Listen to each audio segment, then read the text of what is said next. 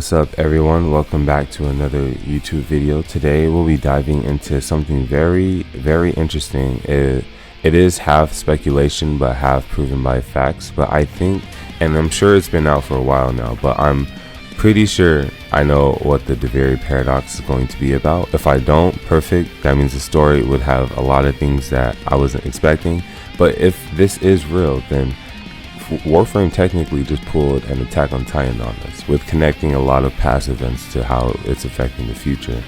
The purpose of this video is I wanted to explain what I think the Duviri Paradox update might be about in terms of what lore it's covering and what I think is going to happen. Before I get into the video, if you guys are new to my channel, I make a lot of Warframe guides and videos going over Warframe as well as other games. If you guys want to check it out, I do have a playlist on my channel. In order for you guys to understand, I do recommend you guys checking out my previous video. But if you guys are watching this video for the first time, basically long ago, the Orokin eventually wanted to turn their technology improvements towards the skies. You know, they wanted to tackle discoveries that stretched beyond just Earth. So they started, you know, expanding and doing research on how they can do that. Part of it, eventually it led to them, you know, space travel. They were able to control the whole society that they were in. They called it the Orokin system. They were able to make all of these improvements. They were very good on bioengineering, but they did come across a problem that I mentioned in my previous video, where they tasked the Archimedeans to discover more land, more areas that they can expand their rule, because I think it was getting crowded or something. But they did have a problem in which they did want to expand outward. This is important because we only assumed that a group of Archimedeans discovered the void and then went away, you know, about sending that Zeraman ship through it. But before all of that happened, there was one researcher, one Archimedean, that discovered the void way before people believed in it. And this Archimedean was the father of the family, the Orokin family that lives on Deimos.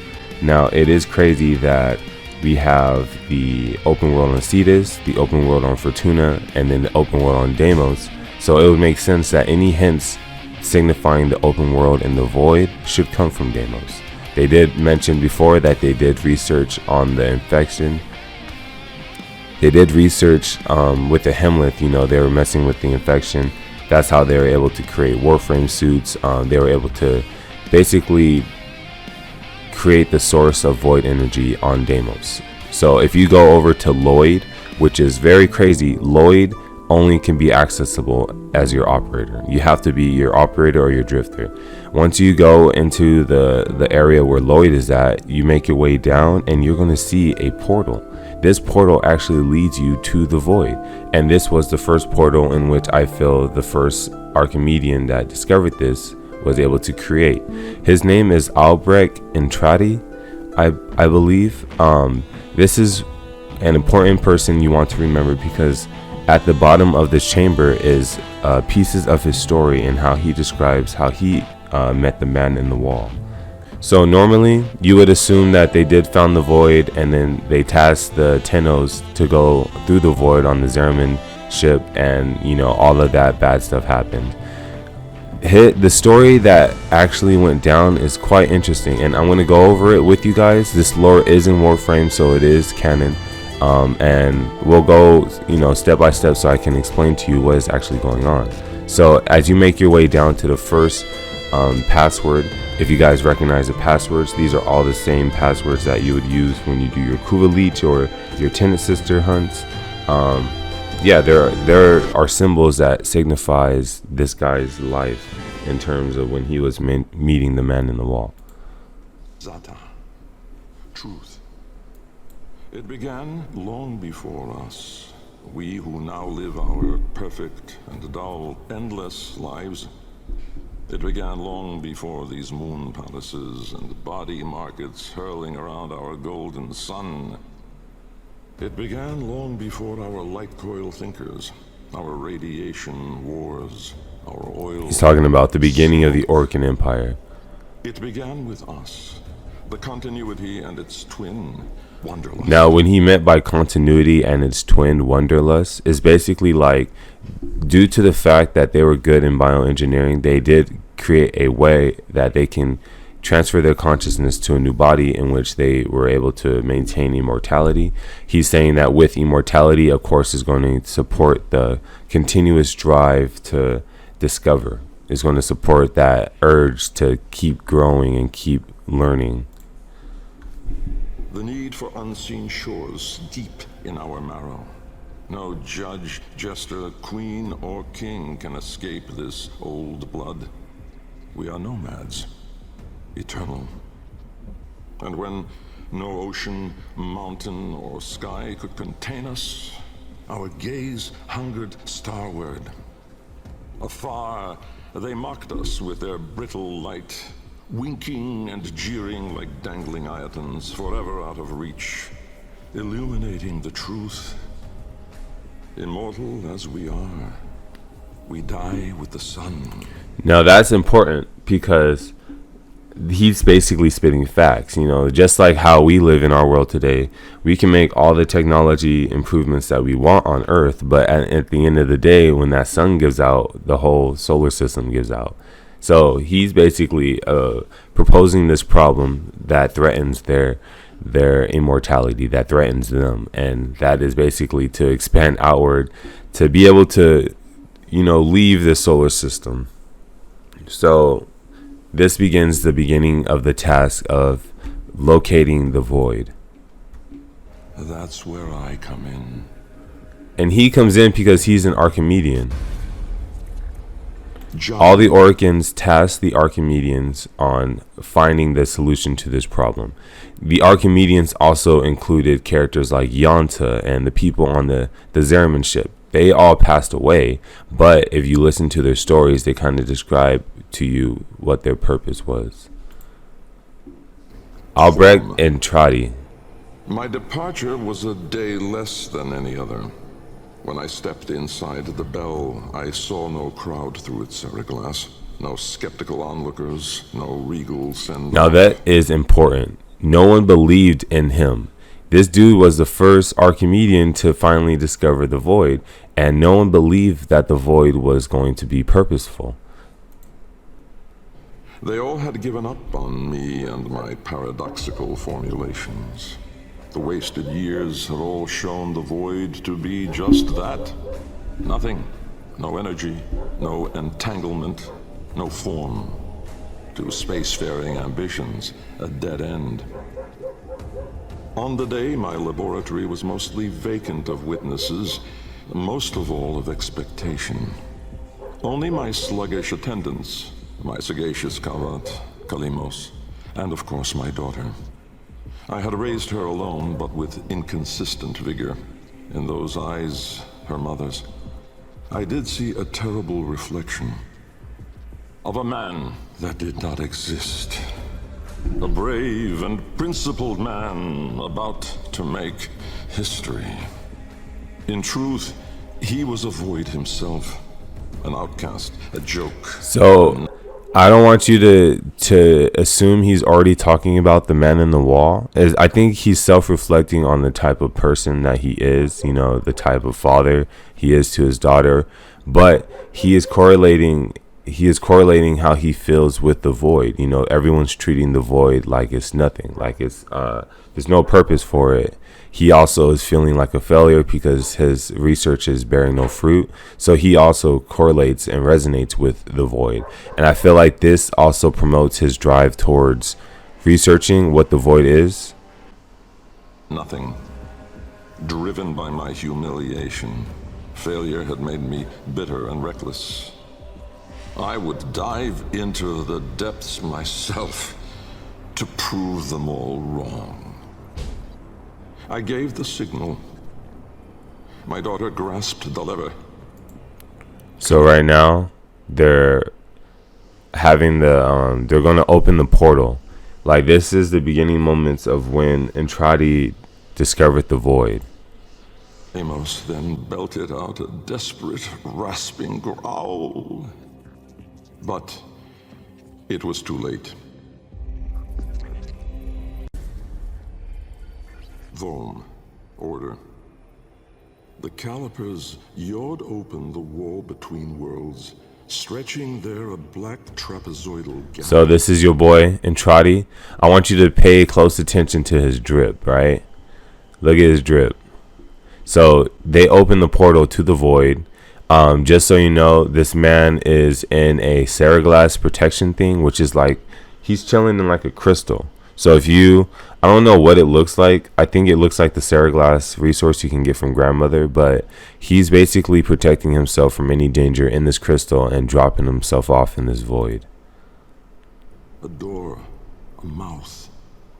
It yawned in the light of the room, splintering it to mesmerizing, unearthly hues.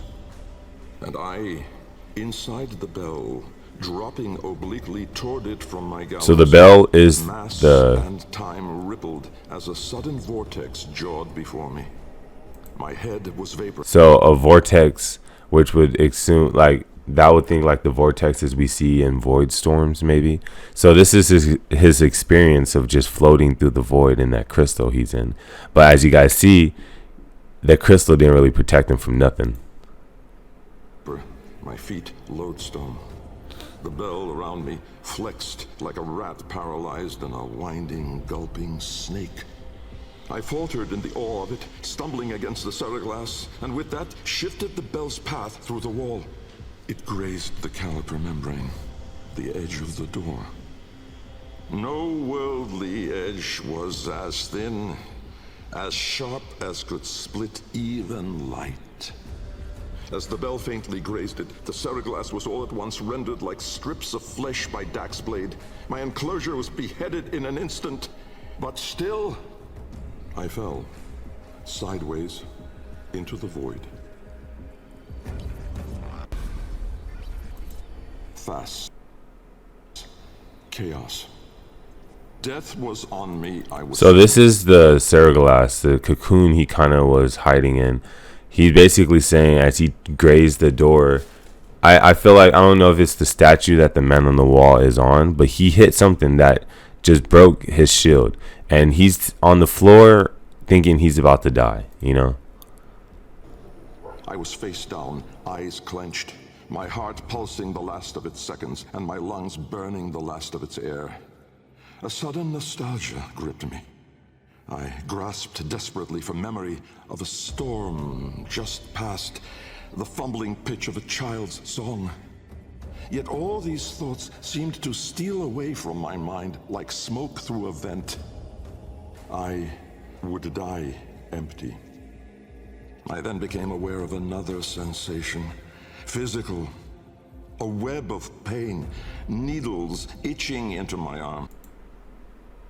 Laying in the bell's shattered Seriglass, I groped the ground, warm stone, the floor of my laboratory. So, I had never left. And so, I had failed. Again. I heard a crunch alongside me. Someone stepping through the shattered glass. With great shame, I gasped and rose my head to face my daughter above me. But as I opened my eyes, it wasn't her. It was me. So obviously that is the man in the wall, the man that's approaching him. And I feel like because the guy studies paradoxes, he believes that the void was a paradox for them.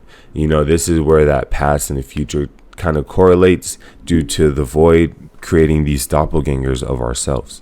And I feel like the doppelganger or the man on the wall sucks out all of us essentially to create another version of us, of maybe it's our person with our desires that we wanted, or maybe it's our clone with all of the features that we wish we had, you know. So I feel like the man on the wall is definitely signifying something about us when it clones us. But as you can see, the man in the wall took form of Entrati, just like how he did with us. Riss, light, the senselessness of it, the paradoxic, the vague, untimed form. I was alone, but not, for I stood there confronted by myself, a twin but no brother. A reflection, but with dimension. Behind him, no horizon, but a vast broiling sea of caustic light pierced at random by black pin stars. And closer, around me, a gale of flowing vapor, profane in color, billowing relentlessly into the nascent lack, seeking all directions. I was standing on a precipice of familiar stone, jagged and unanchored as though cleaved directly from the very floor of my laboratory. I wondered at the vapor's path, smoking outward more, leaving behind now the walls, the filigree gold, the rare cuts of marble from my home. I knew at once the vapor's source. I turned away, back toward the wall, the trapezoid I had yawed into it. Vapor erupted inward at the gap, but not just from there.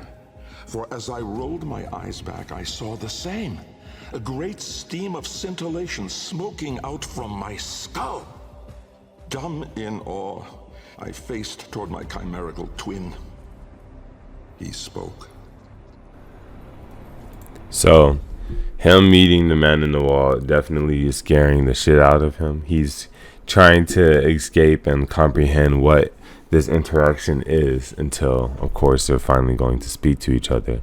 I think he's just describing the aura that the man in the wall does have. There is like this black smoke that appears around him to know, like, oh yeah, that's the clone. Kra, time. An old name, unspoken in the centuries since my mother reared me. A soft hiss, soothing as a viper's gaze. Little Bengal.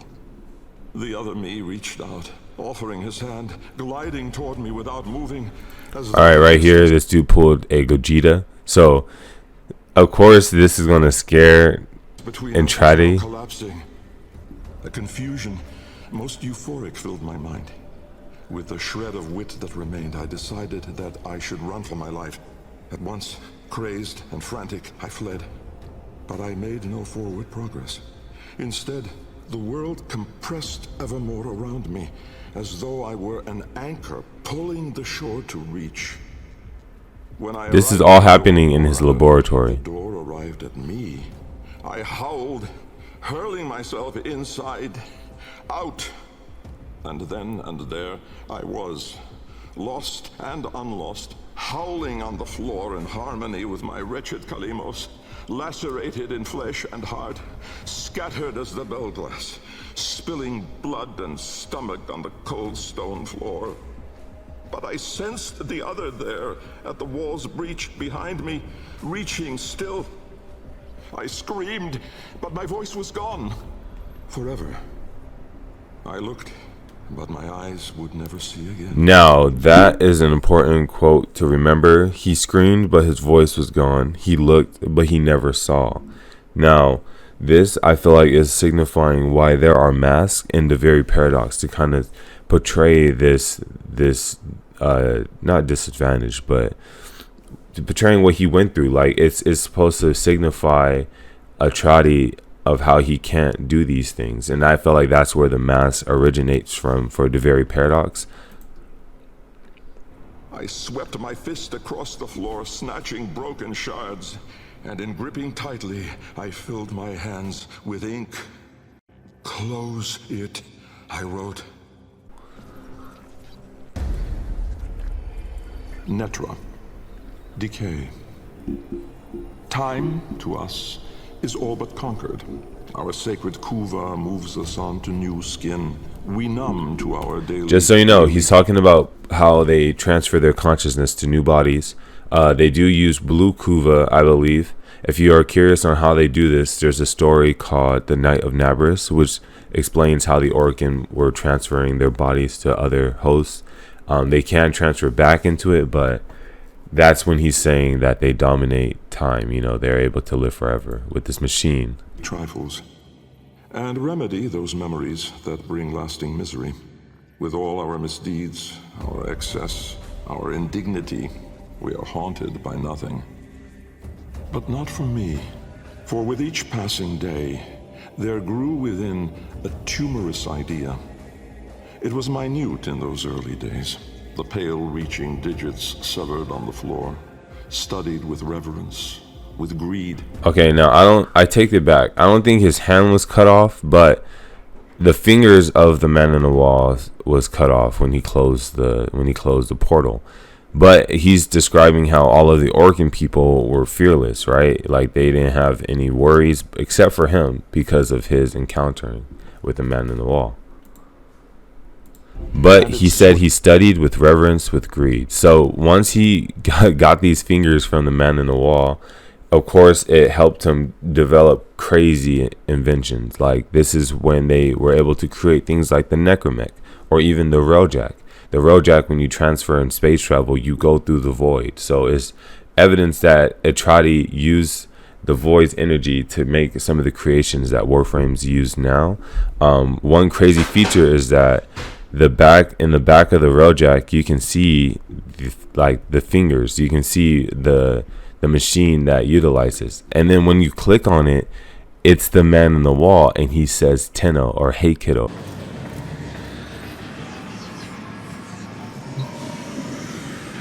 Crew, a color you have never seen. Imagine it. That is where you are.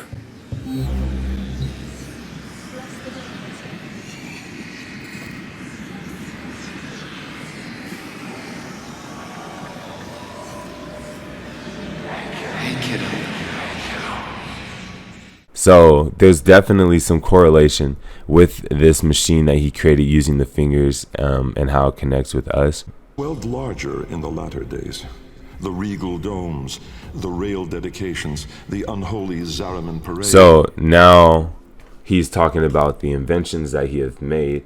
The unholy Zariman parade, I feel like he knew they were going to go on this expedition into the void, and he knew about the terrors and the harm it could potentially cause. But it is obvious that he is looking at the celebrations of us going through the void as something scary instead of something as like an accomplishment. I had put the stars within reach, but at what cost? I never spoke of him, that man trapped in the wall. And while there have been countless souls who have followed me through with their light skippers and field wave skins and very-eyed instruments, not a single one ever saw him. Me. And so it is. So now that's interesting, because of course this explains how they're able to still utilize this technology. So now it does pose a question: why Entrati? Was it because his desire, his dreams, his potential fueled the man in the wall in order to give it power? Not take the Kuva now, or ever again. This is the last skin I'm in. Because of this idea, that I cannot be sure that in all that smoke commotion, in all that panic and fear, in that bending light and blinding dark, was it I who escaped? Or the other? So he is no longer taking Kuva to transfer his body to another body, because he feels like he is so confused with the paradox, he doesn't even know if the man in the wall is him currently, and he's trapped. So as a way to end it all, he's not going to take Kuva. It doesn't even depict that he's dead now. He's possibly still alive. Now, that was all of the main lore story parts. The ending of these of this lore section in Deimos ends with a poem, but the poem also explains to you what Duviri Paradox is and will be. Lok, void. From brooding gulfs are we beheld by that which bears no name. Its heralds are the stars it fells, the sky and earth aflame. Corporeal laws are unwrit as suns and love retreat. To cosmic madness, laws submit, though stalwart minds entreat. In luminous space, blackened stars they gaze, accuse, deny. Roiling, moaning, this realm of ours in madness lost shall die. Carrion hordes trill their profane accord with eldritch plans. to cosmic forms from tangent planes, we end as we began. So we end as we began, which is also all about Entrati. You know, he's always about the paradox stuff, but that is his story, and you can find this whole story at the bottom of Deimos, and it's obvious that this Archimedean researcher is missing, and he's probably trapped in the void like we're about to be. And this leads us to what Duviri Paradox will be about. It's going to be about Albrecht Entrati basically trying to maybe take down his man-in-the-wall version of himself. Now this is important because if you look at the Duviri Paradox trailer, this man is the man that we're speculating for. I believe this is to be the man-in-the-wall version of Entrati. Entrati, what's his name? Albrecht Entrati. So obviously, you know, there is some cosmetic speculation, and people are saying it could be the Queen's sister, but I don't think it's like that. I personally feel like this is Albrecht Entrati. You know, he's still wearing the mask to probably signify how he couldn't speak or see. So this is our drifter. Obviously, this is him in a realm where Entrati is being worshipped. You can see that instead of having normal Dax soldiers, that if they were in a realm in which everyone did appreciate the void energy, he was able to improve on their own technology. So the Dax soldiers in our game look different compared to the Dax soldiers improved with void energy. That's why their aesthetics look so different. You have a regular Orokin member right here. Dead. Or in my case, until you're dead inside. Never ask. You know, the incarnate weapons are very popular, but that also signifies the void technology being adapted to their own technology.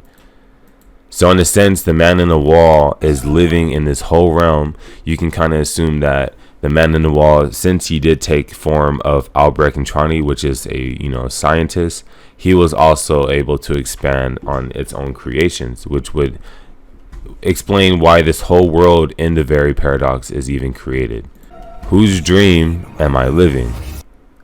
So this is an important quote because I feel like that's the thing. The drifter is stuck in the realm of where Albrecht Entrati is being worshipped. You know, he's the man in the wall is basically running off of his dreams and his desires. That's why even with the time of day for this open world, it switches from joy, happiness, sadness, due to the world being reflected off of the man in the wall's desires. Now, one important factor to take note is this part right here. Death by impalement.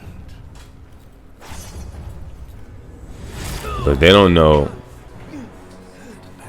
what is happening, but he obviously felt something connected to the operator's timeline.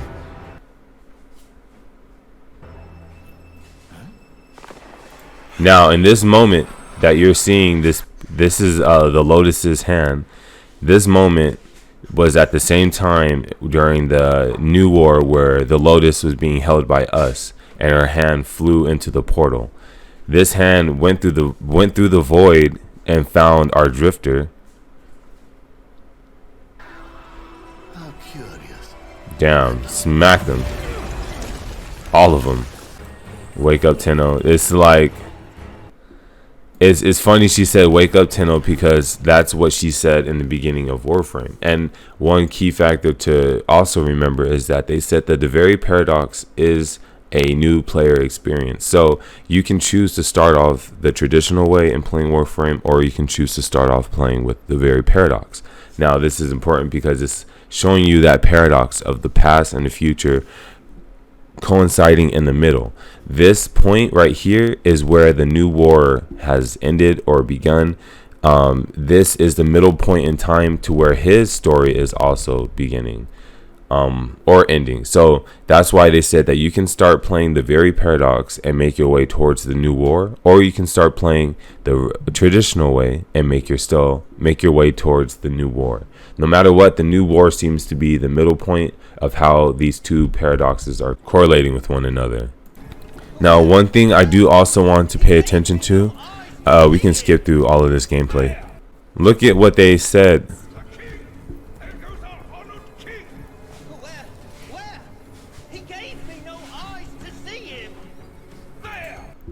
See, he gave me no eyes to see him. Yet they are still wearing the mask. You see the Zeramin ship in the background, but it's also correlating to how Albrecht Entrati could not see in the man, the man in the wall, or even speak to him. So there's a lot of similar dialogue being portrayed here. Yeah, so you do stumble across this NPC called Bombestein. I believe Bombestein to be Albrecht Entrati, the good one. There is a deformation with his hand. One of his hands is obviously longer than the other. But people were saying this can be due to him messing with the infected. He did come from Deimos, so maybe that's why there's some biological changes for his arm. Quick, sire. I can only stall this awful idiot's gallery for a while longer. Right there. Look at that. He changed. You can tell he changed character. Because of that dialogue change, I'm assuming that this dude could be Albrecht Entrati, the real one. And we are trying to take down his man in the wall version of himself. But there's still a lot of story and lore not explained in this, so remember, it is speculation. But I don't think this guy we should turn a blind eye to. Now, I am curious on how the story is going to unfold once the Duviri Paradox come out, but let me know your guys' thoughts and opinion on how I'm making this connect. Does this make sense to you guys, or am I just spouting out nonsense? Another thing that assumes that I feel like this could be Albrecht Entrati is because if you go to the Zeramin ship in your, where you take pictures, there is a mask by the statue where Entrati is at. Alright, so I can't find it, but there is a scene in the when you go to the ship to take pictures, captura, that's what it's called. You can find the mask hanging on a tree by the statue of Albrecht Entrati. Another crazy speculation is that the fingers that was severed when they closed the portal, and they used to create, things like the railjack, that location is where Sevagoth came from. Sevagoth's Warframe lore resonates from the railjack. And it's crazy because in a previous dev stream, Rebecca mentioned to watch out for something for Sevagoth at TennoCon 2023. Now, TennoCon does come out in August, and the Duviri Paradox does come out in April. So it is too far for them to do anything update related, in terms of lore. But it is crazy that Sevagoth is their next focused Warframe. These are my thoughts and how I think the Duviri Paradox would be about. I think it's going to be us trying to discover this Archimedean, all the Archimedeans that we have come into contact, like Ballas and Alid V, they all gain this weird obsession with a certain faction. So it would make sense that we're dealing with the Orokin that had this obsession with the Void. I don't know if this is going to be the story. If it turns out to be true, then a Warframe lore is goated. But if it's not, then this is a very good speculation on what it could have been. But let me know your guys' thoughts and opinions and how you guys think what the Duviri Paradox would be about. I will see you guys in the next video. You guys keep up the grind and be safe, and I'll see you guys next time. Peace. Okay, no help, nigga. I'm straight, where it at, on the way.